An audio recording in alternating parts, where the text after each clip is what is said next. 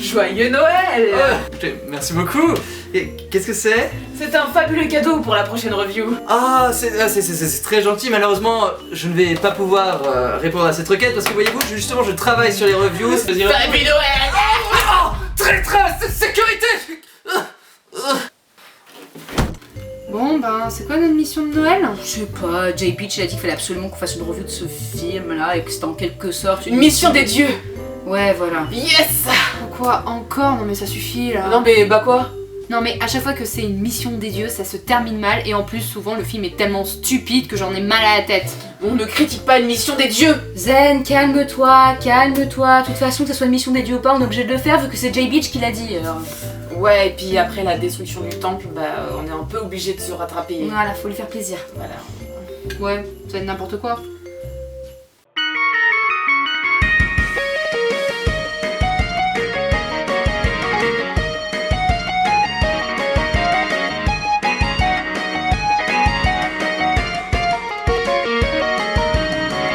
Sorti en 1990, Blanche-Neige et le château hanté. Blanche-Neige et quoi? Un château hanté, c'est trop stylé! Non mais attends, le film vient à peine de commencer que la traduction française fout déjà la merde.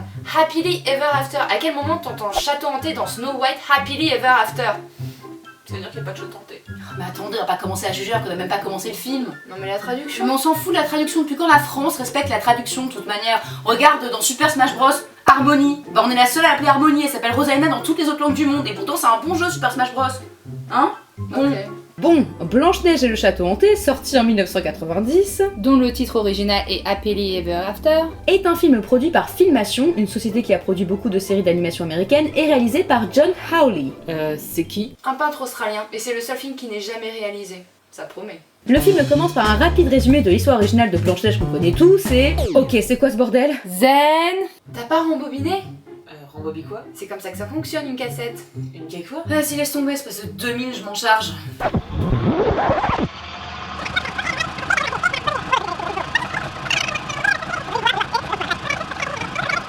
One eternity later.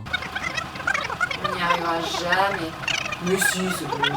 Donc, je disais, on a un rapide résumé de l'histoire originale de Blanche-Neige, narré par le miroir. Le poison était puissant, mais l'amour tout autant. Alors, vint le prince charmant, sur Blanche-Neige il se pencha, il lui prit la main. Ah bah tu devrais l'aimer le miroir. Il parle en rime comme un poète. Ouais, le poète de la prose. Super! L'histoire se poursuit dans le château de la reine où les larbins mènent la belle vie, jusqu'à l'arrivée de Malice, le frère de la reine, qui apprend grâce au miroir que cette dernière est morte à cause de Blanche-Neige. La pauvre, à part son frère, personne n'en a quelque chose à faire de sa mort. Si, regarde, y a recto verso la chauve-souris. Oh, elle est trop mimi! Ouais, bref, on a alors une chanson de la part du hibou sur le fait que c'est bien d'être méchant. Listen, kid, I think you should know. Bad like me is the way to go. Being nice is just for saps. Being good is a handicap. Mais c'est en anglais? Et alors? Mais je vais rien comprendre. Oh, tu rates rien. Malice, visiblement sorcier à 16 heures, se transforme en dragon pour tenter de capturer Blanche-Neige. Malheureusement pour lui, le hibou voulant se faire bien voir de son nouveau maître et étant un boulet, fait échouer les plans de Malice. Ah, Blanche-Neige s'enfuit alors dans les bois et notre sorcier se rabat sur le prince en attendant de peaufiner sa vengeance. Oh là là, ce vieux cliché du sidekick loser qui fait foirer tous ses plans. D'ailleurs, il s'appelle comment? Avan! Et c'est rigolo, parce que Avan, il fume des cigares! Ah! Avan! Cigares! Merci, Captain Obvious. Sinon, Blanche-Neige, après s'être paumée en forêt, finit par retrouver la route de la maison des nains, mais s'écroule d'épuisement devant leur porte. Elle se réveille alors posée sur un lit à l'intérieur de la maison. Attends, son premier réflexe quand elle se réveille, c'est de se recoiffer et vérifier qu'elle est jolie. Bah, elle est coquette, c'est une bonne chose. Son mec s'est peut-être fait bouffer par un dragon, elle a couru toute la nuit dans la forêt apeurée, elle s'est effondrée, épuisée. Mais bon, restons jolis, au cas où le prince est mort, elle pourra toujours pécho un nain pour compenser. Bon, t'es rabat-joie. Mais au fait, ils sont où les nains? Ils sont à la mine? Pas tout à fait. Mais les nains vivaient ici avant. Et maintenant, ma jolie, ils se sont installés dans une autre mine loin d'ici. Oh, mais alors, qui êtes-vous? Nous, leurs cousines, ils ont été très gentils. Ils nous ont offert leur maison. Ah, elles sont vraiment sympas ces nains quand même, de laisser leur maison. Et comme par hasard, elles sont 7. Et hormis le fait que ça soit des femmes, ça change quoi? Chacune d'elles a un pouvoir et des responsabilités vis-à-vis de la nature. Par exemple, Gadou s'occupe de la terre, Kuti Soleil du soleil et Marina des rivières et des lacs, etc. etc. Des sortes de nymphes quoi. Ouais, en moins sexy. Et on en parle du fait que leurs parents leur ont choisi des noms tous pourris qui comme par hasard correspondent au pouvoir qu'on leur a attribué. Ou sinon c'est peut-être une sorte de nom totem. Ah oui, il doit y avoir une sorte de rite initiatique où elles obtiennent leur pouvoir. Ouais, et du coup en fonction du pouvoir, elles changent de nom. Du coup, vu que moi je chante beaucoup, est-ce que vous pouvez m'appeler Ariel ou Rachel Berry ou Assurance Tourix. Non, pas ça. Bon, d'ailleurs, regardez en parlant de chansons. What can I do without blue skies? If the sun can keep shining bright, then why can't I shine too? Eh, qu'est-ce qu'elle dit? Ah là là, elle est en train de nous jouer sa chanson façon Calimero là. Eh, gna gna gna, j'arrive pas à maîtriser la pluie, gna gna gna, c'est trop dur d'avoir des pouvoirs. Tout ça pour terminer sa chanson en mode Obama.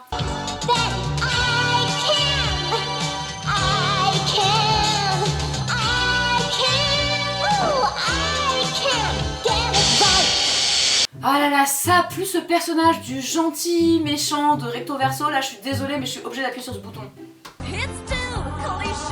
Et du coup, elles vont aider Blanche-Neige et genre quoi, foudroyer le château? Non, ou mieux, Pétunia va lancer des fleurs sur le sorcier comme ça, il fait une crise d'allergie, et après il s'étouffe dans sa propre morve, comme ça Marina peut donner son corps au poisson. Non.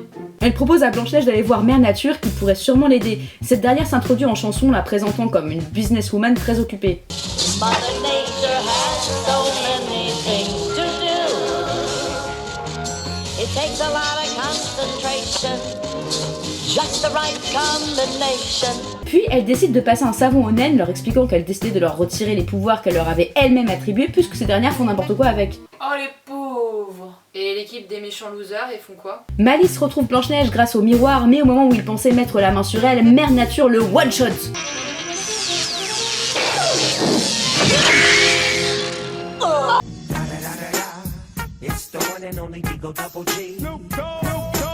Avant de repartir pour son château, Malice défie Blanche-Neige de venir récupérer son prince qu'il détiendrait enfermé. Mère Nature, poussée par Blanche-Neige, décide de laisser une dernière chance aux naines de conserver leur pouvoir, et pour cela, elles accompagneront la princesse dans son périple pour sauver le prince. Alors, soit. Mais entendez bien que c'est votre dernière chance de me prouver que vous méritez les pouvoirs que je vous ai transmis. Ah merci Mère Nature, elles vont pas vous décevoir, promis. Non mais sérieux Zen, tu peux te concentrer 30 secondes? Bah quoi? Y'a rien qui t'interpelle là? Non.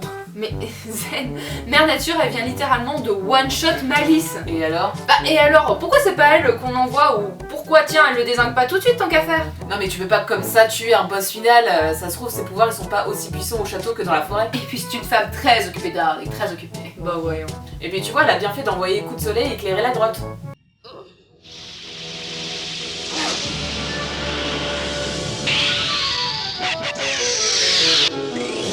Et voilà. Splendide.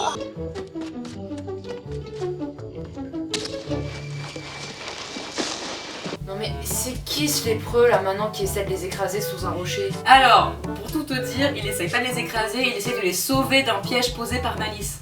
Ah bah c'est radical comme méthode. Et un peu plus tard dans le film, il les sauve d'une meute de loups féroces à Défense que Malice avait envoyé pour exterminer les naines et ramener Blanche-Neige. Mais il y en a pas une qui est censée s'occuper des animaux?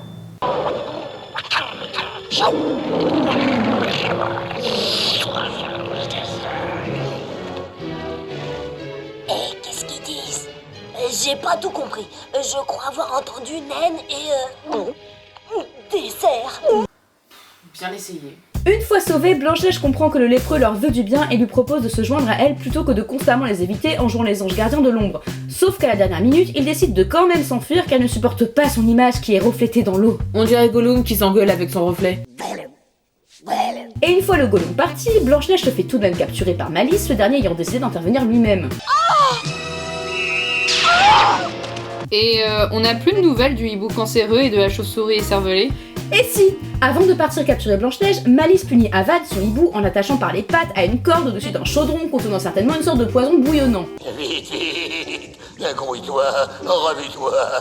Ah oui. Et non, la bougie, idiot, enlève-la. Non mais c'est pas possible d'être aussi stupide. Sauve-le ou achève-le, mais entretiens pas ce putain de faux suspense dû à ta stupidité stupide.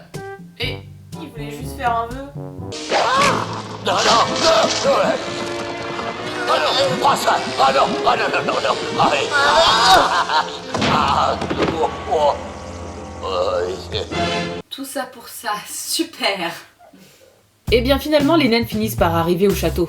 Elles vont pouvoir sauver Blanche-Neige. Sauf que le pont-levis n'est pas baissé. Eh bien, Avan et Recto Verso... Encore eux? Ça lui suffit pas d'être suspendu au-dessus d'un chaudron? Il faut qu'il recommence. C'est en persévérant qu'on progresse, mais il ferait peut-être mieux de s'enfuir si Malice voulait tuer Avan, non? Bah à l'origine c'était ça le plan, hein. Mais notre hibou fumeur voit dans les naines un moyen de se racheter auprès de son maître. Il décide donc de capturer Coup de Soleil, mais cette dernière étant trop lourde, Recto Verso lâche la proie et Avan tombe avec la naine râleuse juste derrière le pont-levis, ce qui permet à Coup de Soleil d'ouvrir la porte à ses amis.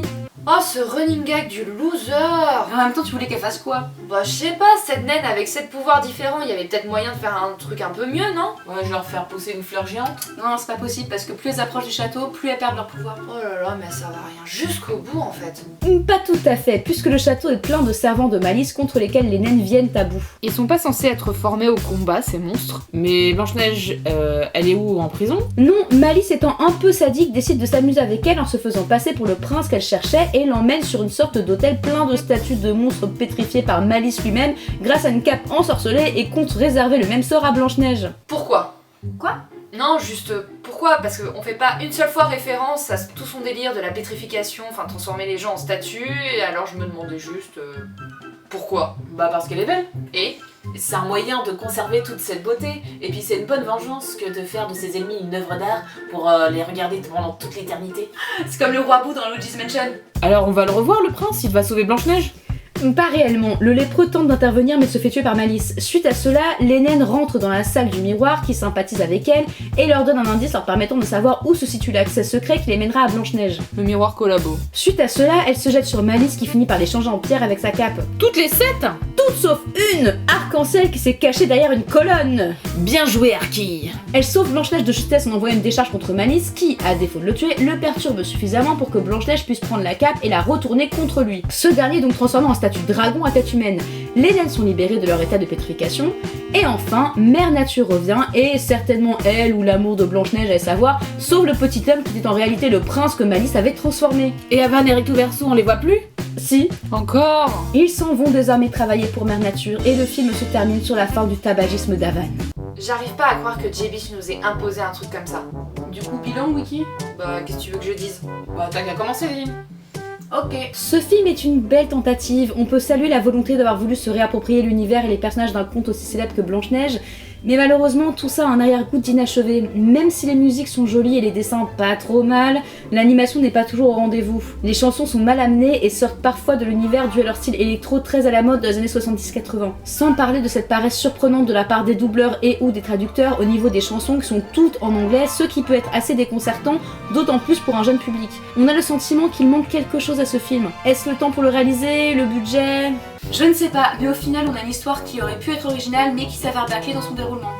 Si avec ça... Le pire est à venir, ce film manque complètement de cohérence. On a des tas de moments qui ne servent à rien à part gagner des minutes et qui ne sont vraiment pas pertinentes. L'histoire d'Avan et de Recto Verso vise clairement à combler le manque d'imagination des auteurs. On a cette naine qu'on nous présente avec des pouvoirs et dont seulement 2 d'entre elles servent réellement une fois. Toutes les autres ne sont là que pour la déco. C'est pas logique, pourquoi ne pas exploiter ça jusqu'au bout? Pourquoi préférer développer les personnages ultra secondaires que sont Recto Verso et Avan à la place? C'est idiot! Pourquoi transformer le prince? Pourquoi ne pas l'éliminer plus tôt? D'ailleurs, personne ne trouve ça exagéré, la fin où Blanche-Neige pleure plus sur celui qu'elle voit comme le petit homme que sur son prince. Je vais m'arrêter là, mais en gros, il y a trop d'incohérences et de phénomènes inexpliqués dans ce film.